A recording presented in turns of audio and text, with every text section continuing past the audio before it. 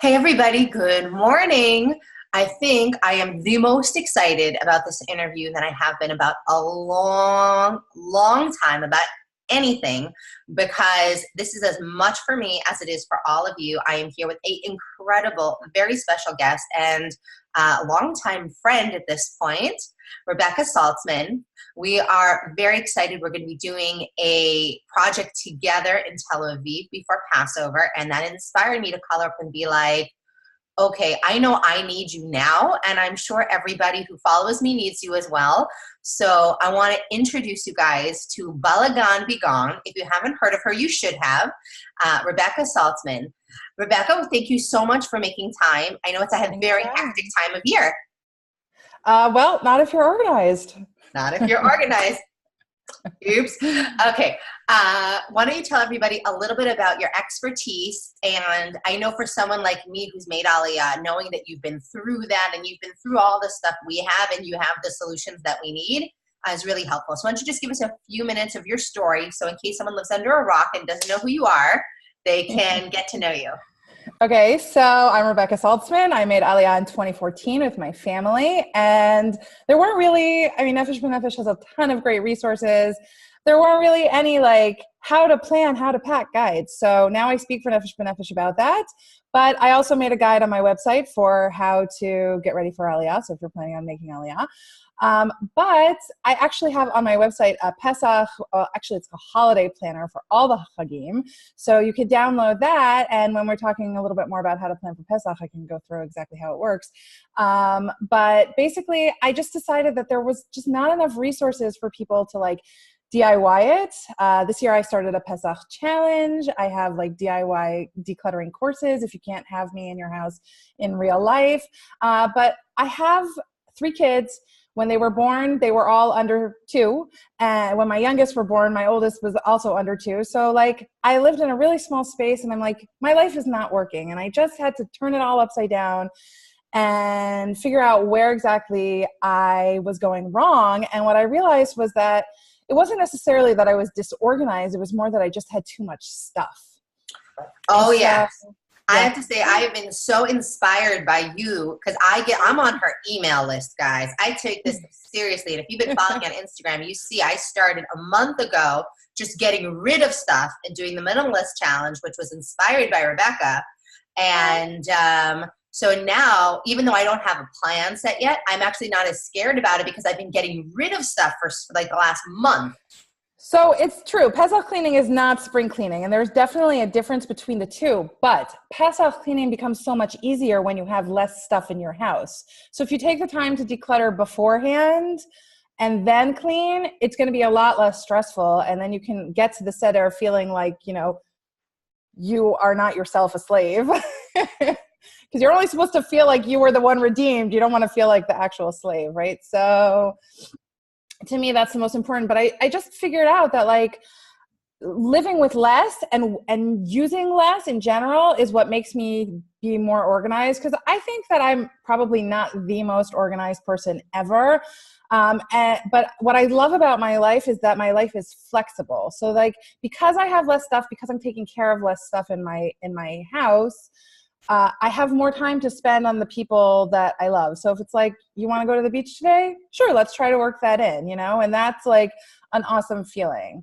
And I think that is what having less really affords you is flexibility. I agree, especially because I know people who are following me, we don't like to be okay, well, we're going to throw all our healthy lifestyle, healthy habits out the window between now and Pesach. We're oh no, we're going to make sure we have food in our house. We're going to make sure we're still getting our 30-minute workout in. We're going to make sure that we're organized. And in order to make that feel a lot less effortless, you can't be stressed out about, for me, it was laundry. And when I just went through my kids' closets and I'm they don't even wear half these clothes. They end up falling on the floor, getting back in the laundry. And I'm washing clothes they don't even wear. Getting rid of stuff in general gives you more time to then focus on the stuff that really leverages your life up in a whole nother way, which is your health, your fitness, your energy, and your time with the people you love. That isn't crazy time. Look, laundry isn't going to go away. Right. Especially if you got a bunch of kids, like it's always going to be there, but it's how you manage it. And by the way, it's a lot easier to get your kids involved when they see that it's actually their stuff that they're using. But like, it doesn't have to all be on you. You could delegate. That's like a huge thing. Once your kids are big enough, and by big enough, they could be like 3 or 4, they can help sort out their clothes. They know how to do stuff. I think we are very focused on perfectionism.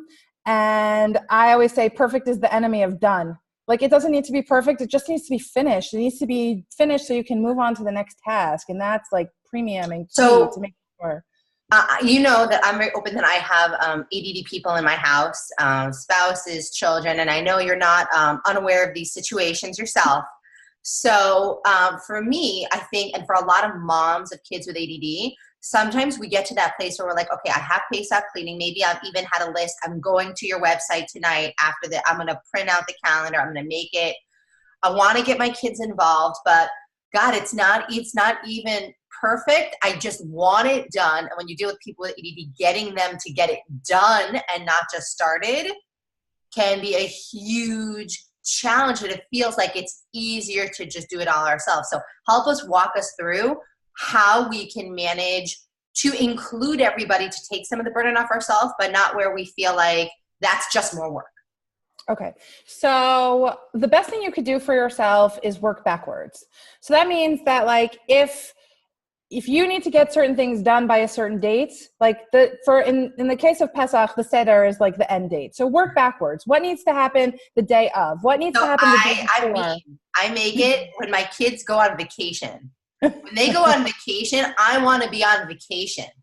Okay, so then you know what you could do in that situation in Israel? Passover, that's my end date. Be done. So that's 7 days before this year, because they get off the Thursday before, like a whole Thursday before Pesach. So it's crazy. So what you can do, what people forget, and it's especially easy if you live in Israel, is to turn over your kitchen and start cooking all Pesachdik, but you can cook kitniot. And that's what I say. It doesn't make your dishes not kosher for Pesach. It's just not something you eat on Pesach. So basically, the only thing that you're really getting rid of is gluten or wheat, and a lot of people, avoid that anyway. So it's like you could have kosher le Pesach rice noodles. You could have rice, even as long as it's kosher for Pesach. So like, if you can find things with KP hechsher on them, you can make them for Pesach, even if it's not something you actually eat on Pesach. And then you can go ahead and get your house cleaned early in that situation. And it makes your life a lot easier, because then you're not screaming at your kids, don't eat that over there. And like, you could still go out with them and eat chametz out, but you don't need to do it in the house. Exactly. And I think that makes life a lot easier. But whatever your end date is, you should work backwards. So when do you want to start cooking? When do you want to get the oven cleaned by? When do you want to, have the rest of the house cleaned by? Of course, at the last minute, you're probably going to want to run the vacuum around the whole house just to pick up anything that, is left over. But when you work from the end date backwards, it's a lot easier to see where you need to go and plan out the journey, rather than just looking at how far away the end point is, the destination is. Absolutely. So now let's say I have those ADD people in my house. I feel like I'm running an uphill battle. How do I engage them to keep things, to help in a way that like things actually get all the way to completion? So I think dividing and conquering is your best bet. Figure out what the strengths of the people are in your house. So if like one kid is really good at sweeping, and they love it, then let them. And even if it's not perfect, you can run the vacuum afterwards. It's not the end of the world. The point is to keep them engaged. So even if they're not doing it perfectly, as long as it's good enough, that's okay. Like my kids fold the laundry and it's not really up to my standards, but it's like the only way they're going to learn how to do it is if they practice.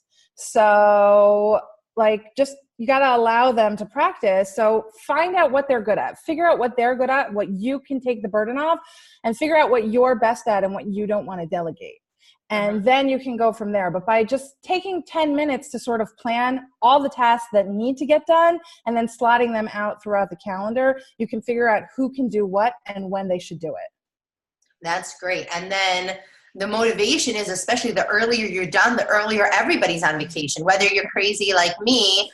But again, like I said, I have ADD kids. So once they're home in the house, it's like we can spend maybe an hour making order, but then I got to get them out. If I want to keep my house clean, we need to go out. We need to go have a good time somewhere. And then we buy lunch out.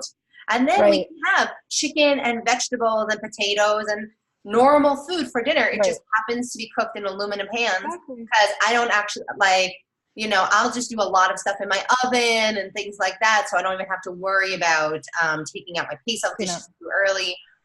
A little worse for the environment. Don't shoot me, but it's a week. Everybody has to do what they need to do for themselves to make this time like the most comfortable, because it is a really stressful time, and especially in Israel when Pesach is actually like 18 days long.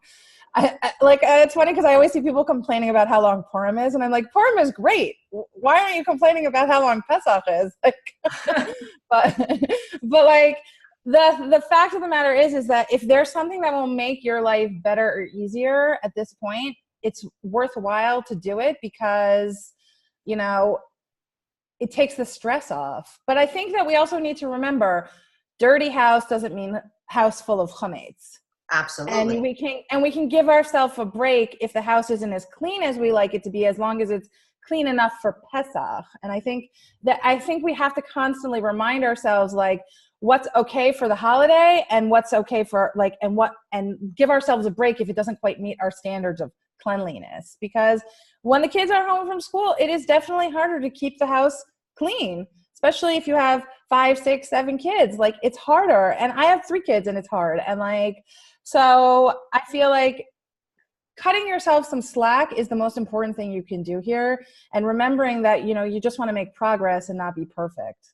Absolutely. And I think going back to what you said at the beginning, using the time at the beginning to just get rid of stuff means that there's less to manage and less to be picking up.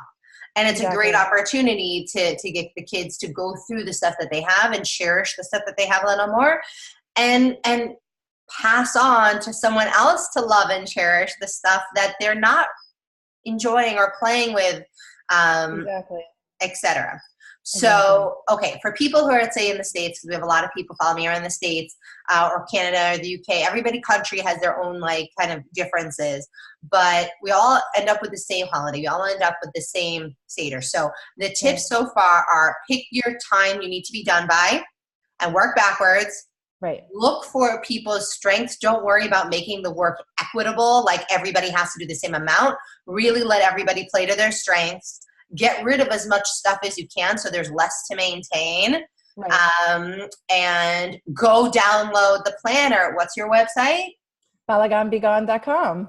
balaganbegone.com. And I know that word is actually very triggering for me, balagan. I don't know if anybody else feels like that, but whenever my kids are going crazy, I'm like, just stop the balagan. And so anytime we say balagan, be gone, we know that brings us into a state of being more calm. And I think I kind of feel like we should say balagan, be gone, and tap your heels 3 times or something like that. Right? With a magic wand and magic wand again. Make our house all better. One more thing. Let's talk about leveraging help. I know there are 2 things I always pay someone else to do every year, and that is the fridge. I do the fridge early and the ovens. Yeah, and me too. I just take them and the plata, our thing for Shabbos, and I just take those. I clean them first, but I don't clean them for Pesach. And then I let somebody else go in with the toothpick or whatever they feel that needs to be done. And I take that off my list. Do you feel like that's good? Anything that triggers immense stress in you, that should be the thing. Whether it's 100%. that you pay someone else to do completely. Whatever you can outsource, whatever you have the finances to outsource, you should outsource, because if it takes a little bit of stress off you, that's so much better. I personally enjoy the cooking more than the cleaning. Some people really love to clean. I don't love to clean. I either let my husband do it or I hire somebody. He's cool with the cleaning. He's down with that. I don't like it, and I would rather spend my time cooking. So I also feel like cooking is a more family-oriented task. I don't know, everybody grabs a knife and just jumps in and we do it all together. But whatever you can outsource, always, I say outsource any time of the year, not just for Pesach, because I always tell my clients, you have to figure out how much you earn per hour versus how much it would cost you to have someone who does it professionally do it for you. Like, it's probably faster and in the long run cheaper to outsource it than to do it yourself. Because if you can be spending time doing other things that you either are better at or enjoy more, then it's a better use of your time to be doing those things rather than like the whole time being angry. People who are like feel guilty, have that mom guilt that we hope we've eradicated from our daughters, but somehow is still stuck in our generation,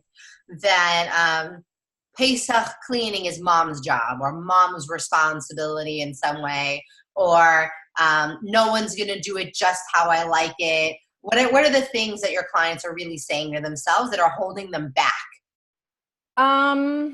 Okay, so regarding the no one's going to do it as good as I like it, I mean, that's the whole perfectionist thing. Like, you got to move forward from that and let that go. But, and remember, perfect is the enemy of done. That's what I just keep reminding myself. Perfect is the enemy of done. It doesn't have to be perfect. It just has to be finished, and it doesn't have to be exactly right. But what I think the best thing to us to model behavior to our kids is just to get our spouses involved. Like, if you don't want your kids to think that it's all your responsibility, then show them it's okay to outsource. It's okay to delegate to other people in the house and get them involved too. And then they'll understand that this is a community effort where everybody is chipping in to make the house ready for Pesach so that we all can enjoy it. And the faster we do it together, the more time we'll have together. Fantastic. So it's never too late. Doesn't matter if they haven't started getting rid of stuff yet. It doesn't matter. We still have 4 weeks. It's a good amount of time. It's a lot of time. Well, we're all about the planning here because that a plan reduces stress and anxiety and allows 100%. For flexibility. So why choose to be stressed when instead you can move through it, like knowing that you're just going through the plan and you're getting things done, and that you already chose your end date. And like I said, I like to give myself plenty of time, but if you want to give yourself at least 48 hours before when you really know it needs to be done, to be done. I would say, like, you could plan it like sort of stress-free over 3 days, because it's like you can hit the stove and the fridge in one day and then do the countertops and like the actual turning over on a second day and then do the cooking on the third day. Depends how many people you have. And the shopping, if you shop early and have perishable items, even if your fridge isn't clean, you could just store everything in bags. And then it alleviates the problem of I need to clean the fridge right now. I can't go shopping until I do. If everything is in bags, perishable, non-perishable items obviously in the fridge, it's okay. Like, it's separated and you know that it's separated and you know that it's Pesach, and like you can clean around it. And I think that like we sometimes like we're very strict on ourselves that like everything has to be right because it's like so serious to have, if you have like chametz in your house and it's like, oh, and nobody wants that. But like, I think we can also remember, like, we can ease up on ourselves. We don't have to be so hard on ourselves because we have time and we can plan it. And I always like to plan like taking a nap Erev Pesach. Yeah, and I always recommend having a big meal actually before you like have a good lunch. We have a family lunch. Exactly. We have a family lunch and then we take a nap and then we're like we're feeling refreshed, and like I think that that's an important step to plan in too. Did you know that I learned 2 years ago from a rabbinical source that you can have vegetables, a big veggie platter at your table after karpas? And really? You can be eating raw vegetables. Interesting. For the rest of the Seder until dinner. Very interesting. That's going to be on my table. We started doing 2 years ago, and that has saved us in terms of patience and the kids. Right. Because everybody's hungry. Everybody's hungry, even though we've eaten hours before. But now, if there's, we just do, and I do simple cucumbers, baby carrots, peppers, snow peas, and they can go to town on that while, and drink water. Because once you've done the blessing on karpas, you've already made the adama. You can keep going until check with your local Orthodox rabbi. But we heard that from 2 other families, so we were shocked, and so we went and checked it out, and it's true. So and it has really made the whole process so much more fun. So be open-minded, 100%. And I always feel like anything I do in the first 2 weeks after Purim is exciting and fun. And anything I have to do in the last week is stressful. Like yeah. And I feel like is stress filled. So I always say start early because that all feels like extra credit. You just get so much like these wins. You feel like you're winning versus when you're doing it at the last minute. It's the same. You had to do it anyway. So I always also tell people, I'm like, brush up on the halachot now so that you're not like panicked on how to do something and like trying to make frantic calls to your rabbi later on. Like, is this okay? Is this not okay? Like if you know what to do right now, it's going to be a lot less stressful for you going forward in the future.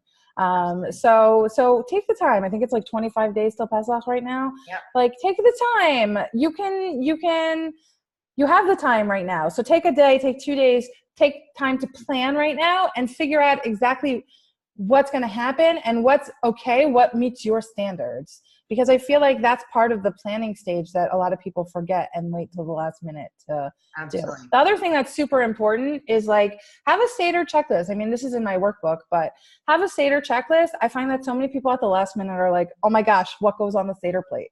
I'm like, okay, intrinsically we know, but in the moment of like pressure, we're like, oh no, what do I do? Do I have a shank bone? Do I have celery? Do I have, some people use potatoes? Like, do I have salt water? Like just making sure you have all the supplies you need, like several times, like it will help you feel more calm and relaxed going forward. And the other thing that I always suggest, and this is, you know, your area of expertise, and it's particularly important in Israel, is I always say to people, meal plan what you're going to eat, like even on a vague level during the week, because if you hit the Israeli supermarkets during Pesach, it's like the apocalypse. Like there's no meat, there's no chicken, there's very little fish. So you got to plan that stuff in advance so that you guys, so if you eat animal proteins, that you have enough animal protein. And even some of the like fresh stuff is sometimes in hard supply. So like if you plan out what you're going to have for the whole Chag, all, 7 or 8 days. Actually, in Israel, this year it's 8 days too. But like, you got to plan out at the beginning, like now, what you're going to have for all those meals. And it doesn't have to be perfect.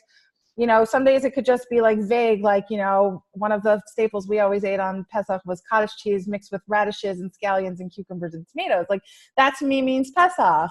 And it could be that, but like just plan like vague ideas for meals so that you're not like, oh no, I'm going to the store and there's nothing there. And then you're really like up a creek.